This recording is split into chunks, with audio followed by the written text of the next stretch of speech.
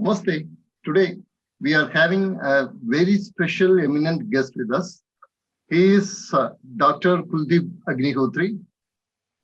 He is right now advisor to Ministry of Culture. He has been a lifelong academician. He had been the Vice Chancellor of Himachal Pradesh University. And he is an expert in Sikh Panth, Sikh literature, Sikh history. And as the 400th birth anniversary of Guru Tej Bahadur is coming, we are very delighted and honored to have him as an eminent guest in Atharva Forum. Namaste, Gurdeep. Namaskar, namaskar, Arvindji, namaskar, namaskar. Let us come to the subject directly. What is the origin of Sikh Panth and how does it represent and continue forward the already existing spiritual traditions of India? I think when we say that Sikh Panth, it is more famous in the name of Khalsa Panth. Practically, Khalsa Panth was created or it was formed by 10th Guru Shri Gobind Singh Ji, and that tradition of Sikh Panth, it was created by first Guru Shri Guru Nanak Dev Ji, and tradition of Sikh Panth and Khalsa Panth, this you see journey is from spiritualism to a Shakti, we can say that it was Shakti Path, or to appreciate the use of Shakti. And Sikh Panth to Khalsa Panth, when we say that the tradition went from Sikh Panth to Khalsa Panth, practically I think that tradition of Indian traditions, those were represented by Shri Guru Nanak Dev Ji and other scholars of that time also. They were Sant Kabir or Surdas and other Sant and Bhagats and scholars of all India provinces, Bengal province and Assam province. This tradition of Bhakti, some people say that started from Dravid Pradesh. And at present, how we will define Dravid Pradesh, we can say that it's South India, the Trans-Vindhyanchal area, we can say this is Dravid Kshetra. And when we say that how Bhakti started, though the roots of Bhakti is available in Indian tradition and other scriptures and other granths, but in North India, the one of the most famous Sant, that is Sant Kabir, he said it somewhere that Bhakti Dravidi Upaji. Bhakti was in Dravid and Lai Ramanand. And Ramanand, the other spiritual leader of South India or Dravid Pradesh, he brought it to North India. Prakt kiya Kabir ne, then Kabir say that I was instrumental to propagate this Bhakti in the whole of India. But this medieval period or Bhakti period, Guru Nanak Dev was one of the foremost scholars or Sant, we can say Sant or Saint. The basic difference between Guru Nanak Dev and other saints of medieval India was that Guru Nanak Dev was only saint who challenged the invasion of Mughals on India. Otherwise, other sons of all India tradition, that may be from Bengal, he may be from Odisha and some other places, even from North India. And those saints, they talked about spiritualism, about God, about Atma, about Paramatma and other philosophies. But in whole of the medieval literatures, Bhakti literature, it is most difficult to see a saint or Bhakt, he who challenged invaders directly. In Guru Nanak Dev's poetry, you will find 4 stanzas.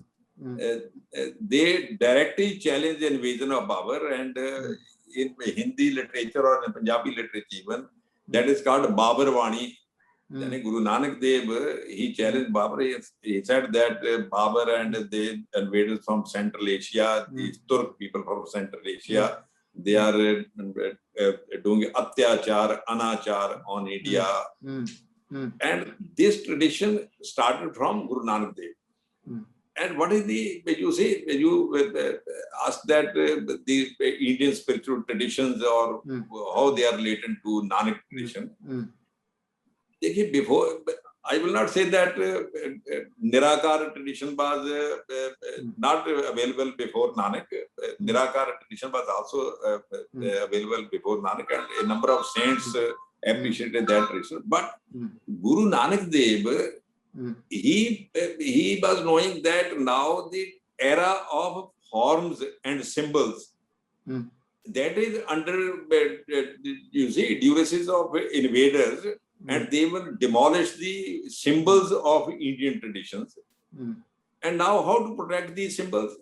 Then Guru Nanak Dev was the first person who said that we should transform ourselves from symbols, from form to formless. When he said that it may be Ram or Krishna or whatever form of God may be, and that is symbol available in temples, but now invaders are destroying and demolishing those temples.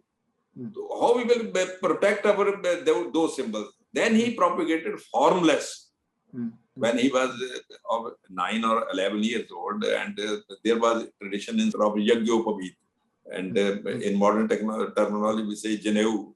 When people said to Guru Nanak Dev Ji that now it is time to wear Janeu, and he gave another interpretation of Janeu. The means was that the form of Janeu is under duress, and it will be possible for invaders to demolish this form of Janeu. Now we have to reinterpret Janeu, and we have to bear that formless Janeu in our heart. This is the basic thing which Guru Nanak Dev propagated, and I think his journey from form to formless.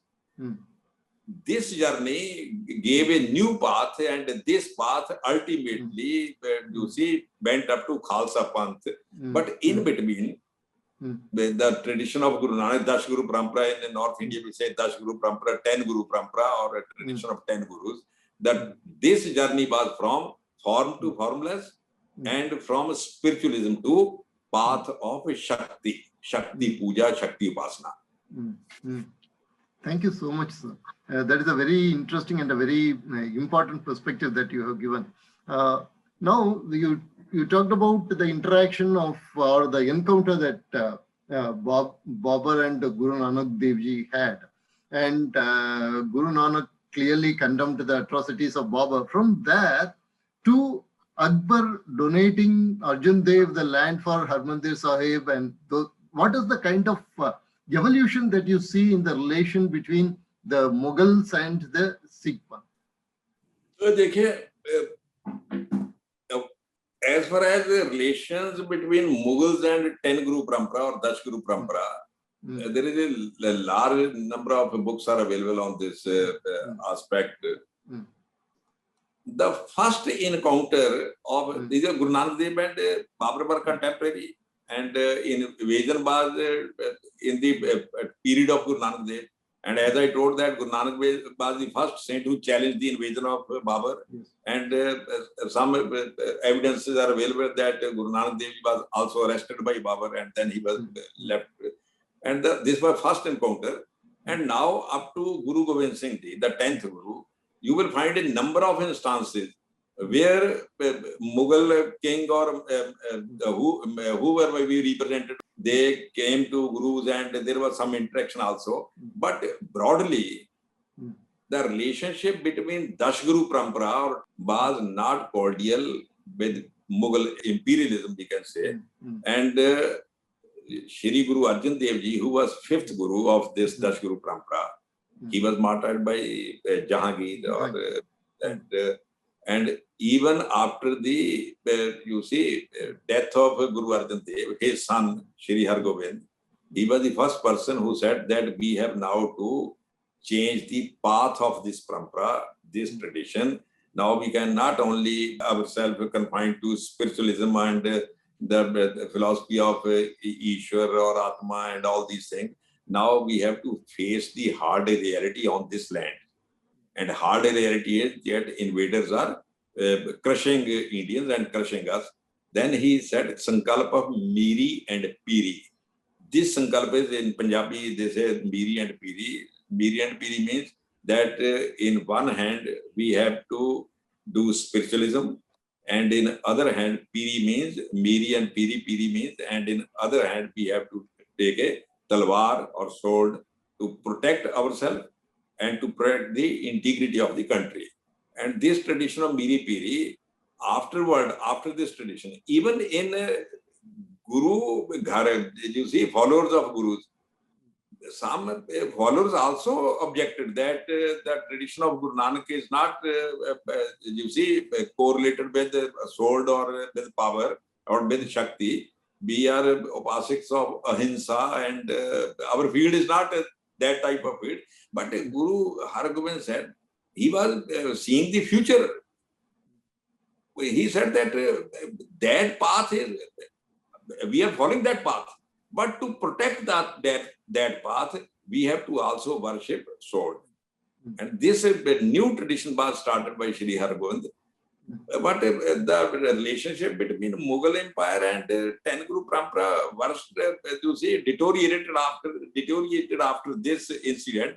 And there are a number of incidents where Gurus, they opposed the Mughals.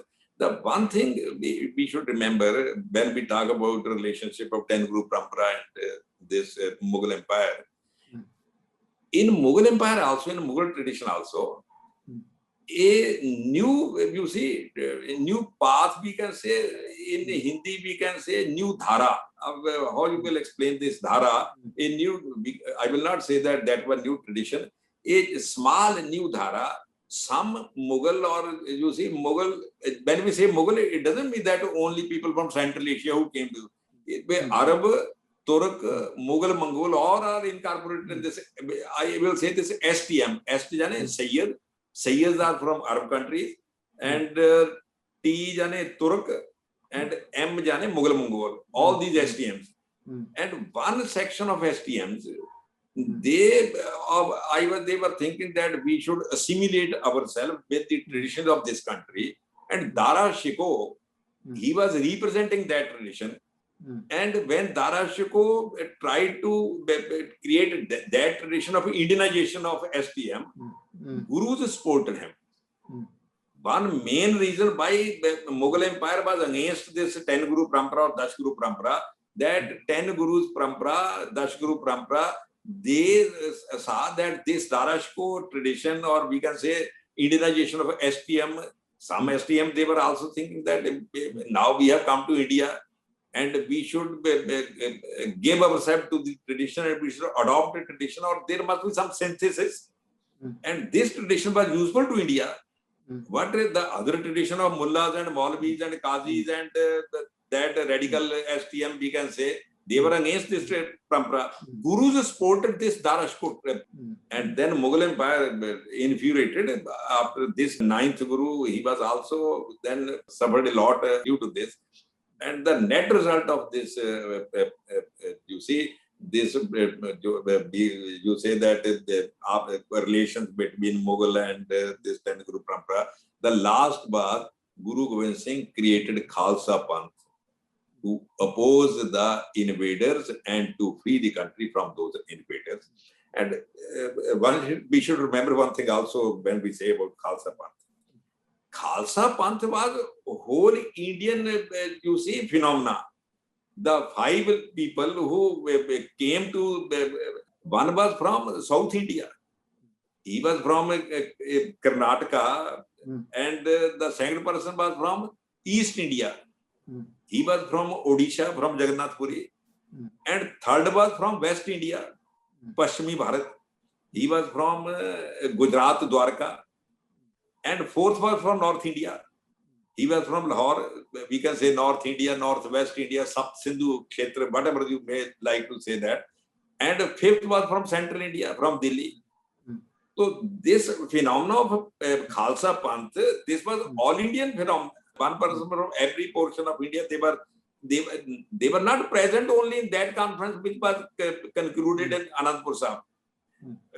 Arvindan ji, we can think that 1 lakh people assembled at that place.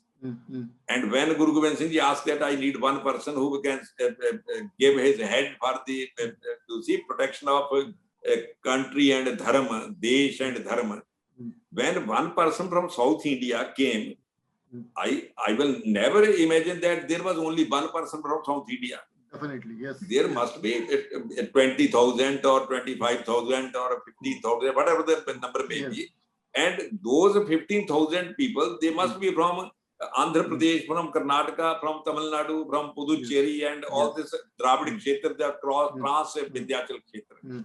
The whole population of South India got information that Guru Gobind Singh Ji is going to hold a national conference to think about this situation of country. There must be a strong network. Yes. There's network that provided information to all people that come to Anandpur Sahib, and Anandpur Sahib was an unknown place at that time. Who guided, who gave the path, who tell when you have to come, and in those days there was no Rajdhani Express. Yes. People must be traveling on foot. And it must have taken 2 or 3 months to reach from Tamil Nadu or from Karnataka at Anandpur Sahib. Yes. And similarly, from East India, there must be 25 or 20,000 people. There was 1 lakh people. It was all India conference. And you see, 5 people who came, they were from all India, and it was all India tradition. Khalsa Panth was all India tradition. And this tradition of Khalsa, they challenged the mighty Mughals in the whole country. So I think a relationship between Dashguru Parampara and a relationship between Mughal Empire, that was not cordial. A number of individual exceptions are everywhere. Some person must have given some place or some donation to, to Gurus. And if we see Tejnath Sapru, he gave a number of instances. Then Aurangzeb gave some donation to temples. It doesn't mean that the temples, they were some people, they assisted Aurangzeb, and Aurangzeb gave them money and they gave them land. Some people, they were always collaborating with Mughals, and if we find an instance that he gave in land to temple, it means that some people were collaborating with Mughals. But 10 Guru Parampara, the whole history is, they were against Mughals. They three persons, they were fighting directly with the Mughals: Guru Arjan Dev Ji, Guru Har Gobind Ji, Guru Tegh Bahadur Ji, and 10th Guru Gobind Singh Ji. He shaped the history of India by creating Khalsa Panth. Thank you very much, Dr. Agnihotri Ji. And now, about Guru Tej Bahadur, about whom actually you are also writing a book, and we are all eagerly awaiting for that. And regarding Guru Tej Bahadur Ji's sacrifice, the Marxist historians like Satish Chandra and nowadays a few internet Hindus, they have been raising doubts about the veracity of the events that happened. Did really Guru Tej Bahadur help the Kashmiri Hindus, and those kind of questions are coming? What are your views on that? देखिए Arvind ji, as far as 9th Guru Shri Tegh Bahadur Ji is concerned, 9th Guru Shri Tegh Bahadur, he established his abode at Anandpur Sahib on the banks of Shatadru or Satluj. And in those times, Anandpur Sahib became a big center of resistance. People from all places, from Balochistan, from Pakhtunistan, Peshawar, Multan, from Punjab, and present day Haryana, Himachal, Jammu, Kashmir. In those days, it was called Sub Sindhu or Punjab. People from all shades and all shapes, they were coming to Anandpur Sahib. And even people from other places of India also, they were coming to Anandpur Sahib. And they were all telling the atrocities of Mughals to Shri Tegh Bahadur Ji. And Shri Tegh Bahadur, even he traveled a number of places in the northeast. He went to Patna and then to Dhaka and then to Dhubri in Assam.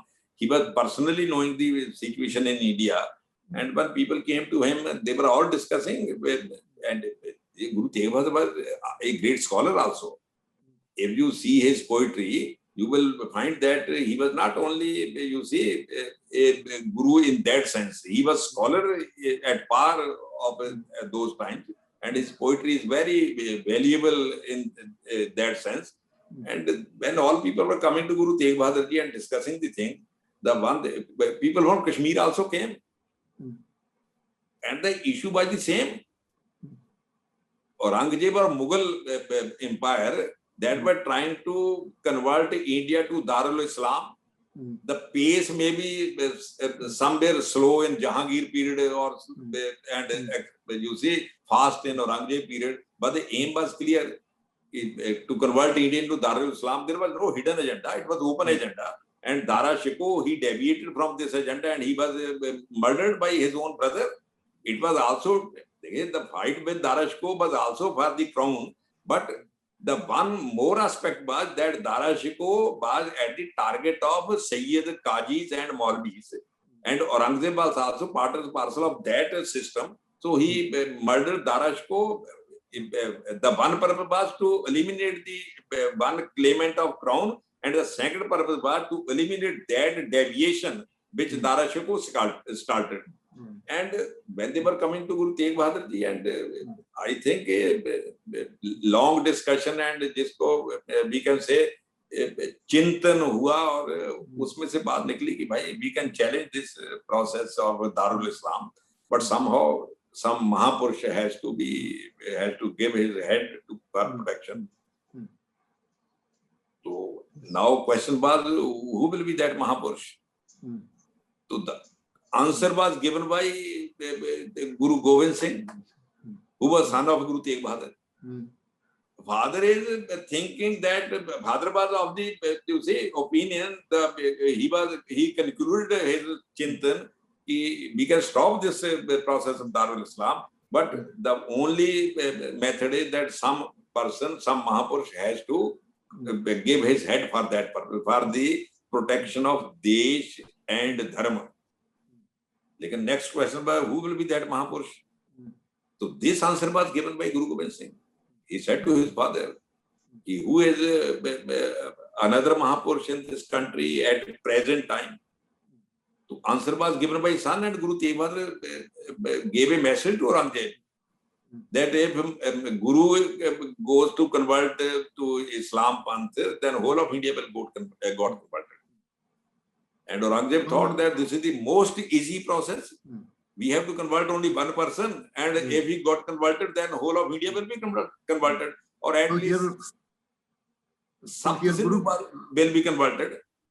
But Aurangzeb was, you see, he was not knowing the situation. He was not knowing the, you see, steel of 10 Guru Parampara, and Guru Tegh Bahadur refused to get converted. He was martyred. He was shahadat uski hui. What the issue is, when he was going to Aurangzeb, I think that what will be the consequences of this experiment? Guru Tegh Bahadur Ji was going to do a new experiment in the history of India to challenge Mughal Empire by giving his head by Balidan. But what will be the consequences of this experiment? Consequences may be two ways. After his, you see, after his martyrdom, people of India may get nirash. Now our Guru has gone, and what is our mission? Because the other consequences was also possible, that after this incident, people of India get revolt or they fight against Mughal Empire.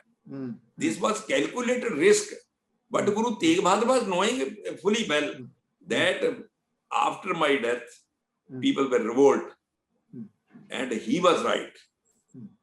After his death, people not only revolted, his son formed Khalsa Panth, and Khalsa Panth played a major role in demolishing Mughal Empire in Sapt Sindhu Kshetra or northwest India. But Satish Chandra and other, you see, these historians, Satish Chandra and a number of other historians. Now the basic issue is Mughal kings. What is the position of Mughal kings in India? If we say that Mughal kings, they are foreigners, then we have to evaluate their actions in another light. But once we accept that Mughal kings are part and parcel of India, then we have to analyze the actions of Mughal kings in another light. Unfortunately, after independence, government of India they recognize these Mughal kings as part and parcel of Indians. And this was the reason why roads in New Delhi, they are named after Aurangzeb Road, Babur Road, Shah Jahan Road. When we say that this is Aurangzeb Road, this is Shah Jahan Road, what it means? That he is our Mahapurush. We are remembering him and we should follow the path of that Mahapurush. Congress, once government accepted those brutal kings and invaders and part and parcel of India, then question came that how to justify the, you see, that cruelties of Mughal Empire. Then these people came forward. And evidence was a book written after 100 years after the death of Guru Gobind Singh Ji and Guru Tegh Bahadur Ji. One Persian scholar, he wrote a book and he justified that he was not a spiritual leader, sir. He was looting the people. He was doing this type of comment. Then Mughal Empire murdered, Mughal sentences him to death and he was murdered.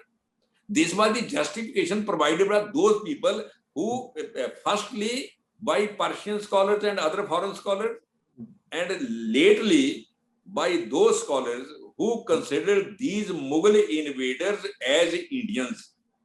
But in history, we have to see that what evidence I am giving, what book I am quoting, that evidence is reliable or not reliable. The evidence which Sri Chandra and his followers giving, that evidence is not reliable. Most reliable evidence is of Guru Gobind Singh, who wrote about this incident of his father when he was crucified and when he was martyred. The evidence of Guru Gobind Singh is most important. And that is correct. Evidence of other Persian scholars, that is not correct. But now it is for you that you prefer evidence of Guru Gobind Singh or you prefer evidence of, I at present not remembering the name of that person who wrote that Persian book and on which these Sri Chandra and other great scholars, they are relying on those books. But I think for Indians, evidence given by Guru Gobind Singh, that is more important than evidence given by these scholars. No, sir. That is a very spirited and a very emotional argument and a reasonable argument. Now, we grew up studying textbooks prepared by post-colonial independent India. But during the freedom struggle from Tamil Nadu, a poet like Subramania Bharati, he wrote a ballad on Guru Gobind Singh about how the Panch Pyare came and how the Khalsa was formed and all that. And now, if you look at Tamil Nadu, we don't know anything about the Guru Parampara, the 10 Guru Paramparas you said. We don't know anything. We know about Guru Nanak, that's all. Not even the sacrifices of Guru Tej Bahadur or the Khalsa of Guru Gobind Singh. All we know about Sikhs come from 1984 and all those kind of things. Now, what is the problem with our educational system? And how do we take these stories of this rich history of sacrifice and valor of the 10 Guru Parampara to the rest of India? As far as this Dash Guru Parampara or 10 Guru Parampara is concerned, the relation or with this Tamil Nadu, and you were talking about Subramania Bharati, and I think Bharati Dasan also wrote something about the Gurus, and in Bengal, Rabindranath Tagore also something wrote about this Parampara. And even after recently, some scholars from Bengal, Hindu Bhushan Banerjee and A.C. Banerjee, they wrote about this parampara and this tradition. In Assam, there are also some scholars who are working on this aspect. But Guru Nanak Dev, he came to Rameshwaram. He was the first Guru of the parampara, and he came to Rameshwaram. I think we should think about this episode in other aspect. When Guru Nanak Dev came to Rameshwaram, he was not only came as a tourist. He must be making some discourse with the local people. He must be discussing some things with local people. The discussion may be about spiritualism, about God, or about Atma, and whatever that may be. But there must be some discussion. And he didn't came to Tamil Nadu directly. He was Padayatra. He was doing Padayatra practically. So when he came to Tamil Nadu, a number of Tamilian places or Tamilian villages he must have crossed. And in those places also, when I travel on foot, I can travel on 20 kilometers or 30 kilometers a day. And after 30 kilometers a day or 20 miles a day, I have to stop somewhere. He must be stopping somewhere, making some katha, pravachan and meeting with the people. So I think this interaction with 10 Guru Parampara and this Tamil Nadu, South India, I will say South India, it may be Tamil Nadu. And this was the reason why a person from Karnataka came to offer his head. Why? Otherwise, if tradition is not prevalent in those places, how a person from Karnataka, he has nothing to do with Punjab. And day-to-day interaction is not. But it means there must gurus must have created some places, their centers, and from those centers, this 10 Guru Parampara or message of 10 Guru Parampara or news of 10 Guru Parampara must be reaching those places. And you see, sometimes it is overcurrent and sometimes it is undercurrent. Subramaniam Bharati was a unique experiment in Tamil Nadu. In those times, when other people, they were, you see, going to follow the line of British people and they were writing in Tamil Nadu these things, they were propagating the views of British people. But Subramaniam Bharati, in those times, he gave wonderful poetry in Tamil language. And because, you see, the concept of all Indian concept was in the mind of Subramaniam Bharati, and so he very well knew that in this all India concept, you can't leave Dash Guru Parampara. So he remembered Gurus and Guru Gobind Singh and Panj Pyara. He specifically he said about this Panj Pyara tradition. Yes. Why he was mentioning Panj Pyara tradition? Because one Pyara was from South India. And he, rather by mentioning Panj Pyara, he was glorifying that fifth Pyara of South India. It is tragedy in present time that Carnatic people or South Indian people, they are not remembering that Panj Pyara. Only in Punjab we are remembering him. But otherwise, I think that whole of Tamil Nadu, Karnataka and Telangana and Andhra Pradesh, they should also celebrate the birth and death time of that Panj Pyara. He is a hero of their times of South India. But now, Arvind, South Indians, they are not remembering him. Only Punjabi are remembering him, or some Punjabi who are living in Tamil Nadu, they remember him. He was from Karnataka. And we in Punjab, we are saluting him. So, Subramaniam Bharati, practically, Bharati was doing a wonderful job to connect 10 Guru Parampara again in modern times with South India. I think his contribution, we can't forget his contribution, but this tradition should be continued. And Dr. Agnihotri ji, I just want to add another one interesting thing about the modern times. When this Ram Setu problem came and we had to give a lot of evidences, one of the evidence that was given was Guru Nanak Dev Ji coming to Rameshwaram and using the Ram Setu to go to Sri Lanka. And even today, there is a Gurudwara in Rameshwaram where he came and he stayed. And even today, they give the Annadana and everything happens, the Lanka, everything happens there. So still the tradition is helping the Hindus at large. I myself quoted that evidence of Guru Nanak Dev Ji when I was writing on this episode or this Ram Setu episode. I myself quoted that evidence of Guru Nanak Dev Ji. Parampara is still live and we should strengthen that parampara. Yes. And in the RSS, we have this Yehatmata Mantra Stotra in which we say about Sat Sri Akal. Idisika Santaka, we say that. Every morning we say that Sat Sri Akal Idisika Santaka. And a very venerable person told that just like Satyam, Sivam, Sundaram, Sat Sri Akal essentially means Satyam, Sundaram, Nirantaram. We have heard this story about Guru Nanak Dev Ji telling a person to hold bread from a Hindu villager and a Muslim official and when they pressed it, from one came the blood and another milk. Is it also a kind of a criticism of what those Mughal people are doing to our? देखिए अपने Arvind ji, this is story in Punjab, generally the popular story in Punjab, that Guru Nanak Dev Ji, when he was traveling, he came to a village, and that Bhai Lalo was a small artist and something like that, or Bhai Lalo was Guru Nanak Dev, this Bhai Lalo, he was agent of Mughals. And Bhai Lalo ne this क्या नाम Pago, Lalo and Pago.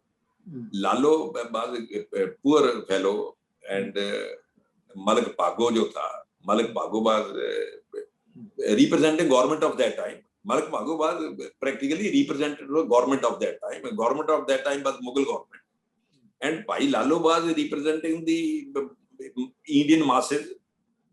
He was representing sufferer. And now it is for Guru Nanak Dev whom to choose. He was with masses of India, or he was along with this representative of Mughal Empire. And he chose that he is with Bhai Lalo, and Malik Pago fellow offended also. And Malik Pago, you see, he fellow offended, he called Guru Nanak Dev and asked them that why are you going to that fellow, and I am some rich and I am representative of government, we have power and you have ignored my power. Then the other is a story कि उसको उसकी रोटी जो bread थी उसको दबाया और दूध निकला, milk उसमें से, milk came from that. And जब उसकी जो रोटी उसकी जो पूड़ी थी उसको दबाया तो उसमें से blood निकला. तो blood means practically, if we are interpreting this story, blood means that this was the cruelties of Mughal Empire. By Malik Pago was just a representative of that, or the people of India, though they were poor. Bhai Lalo was poor and he was hardworking, but the milk was coming from his food. It means that the urja, the energy was always with the Indians, just to utilize that energy to remove these cruelties of Mughals. And Guru Nanak Dev did that. He traveled whole of India and he met people and he told them that how to do all these things. And I told in beginning that the most wonderful experiment was from form to formless. This was most wonderful experiment. It was not only Sakar Nirakar. It was a unique experiment to fight with Mughals. And whole of Mahatma Gandhi, when he was fighting against British people, Mahatma Gandhi ne kaha, just make salt, just beer khadi. Beer khadi means what? Beer khadi means I am against British people. You have nothing to do. Just beer khadi, and government will know that this person is against me. And Guru Nanak Dev said that if you change the form, just say Nirakar. When we say Nirakar, we are fighting the government.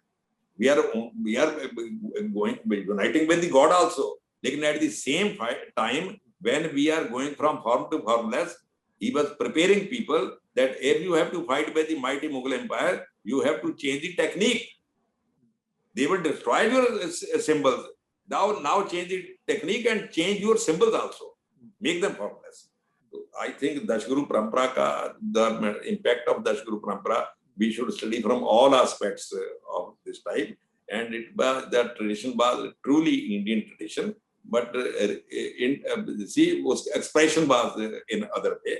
And seeing the times of those periods and cruelty of Mughal Empire invading Mughal Empire, we should rather interpret the technique of Dashguru Parampara in that aspect also. Thank you very much, Dr. Agnihotri. One last question. When Swami Vivekananda gave a lecture to the youths, he said very forcefully that if you want to be even called a Hindu, you have to live a life like Guru Gobind Singh. Only if you live a life of sacrifice like Guru Gobind Singh with no hatred but only love for your people, you can be you will be befitting the name Hindu. Now, if I am to ask you to choose a Guru as a role model for today's youth, whom you would choose? To choose Guru from 10 Guru Parampara? Or? Yes, 10 Guru Parampara, yes. The most difficult question is, when you say that this is your father, this is your mother, choose one of them. You will not be able to choose one of them. The old traditional 10 Guru Parampara from Guru Nanak Dev and from Guru Gobind Singh, this is one Parampara. And we can't, separate one person from other person. In integral, Deendayal Upadhyay was always saying that we should have integral approach. Yes. When we talk about Dash Guru Parampara, we should have always an integral approach. When I say Guru Nanak Dev, it means Guru Gobind Singh also. And one person also said that the steel with which Guru Gobind Singh created Khalsa Panth, that steel was made by Guru Nanak Dev. Guru Nanak Dev made that steel, and 10th Guru, Guru Gobind Singh, he only created Khalsa Panth from that steel. This is a stanza of Guru Nanak Dev. He said, if I remember correctly, Je te prem karna ka chao. If you want to love God, it may be God, it may be dharma, it may be country. If you love God, if you love country, if you love dharma, sir tar tali gali moriao. Then keep your head on your hand. Then enter my area. So if you love your country, first be ready to keep your head on your hand. This message was given by Guru Nanak Dev. And Guru Gobind Singh only translated that message. That was applied aspect of that message. That was theoretical aspect, and this was applied aspect. This is integral system, and when we say that 10 Guru Parampara, we should appreciate this 10 Guru Parampara in its integral form. Thank you very much, Dr. Agnihotri ji. It has been a pleasant, inspiring interaction with you. Namaste. Nandri.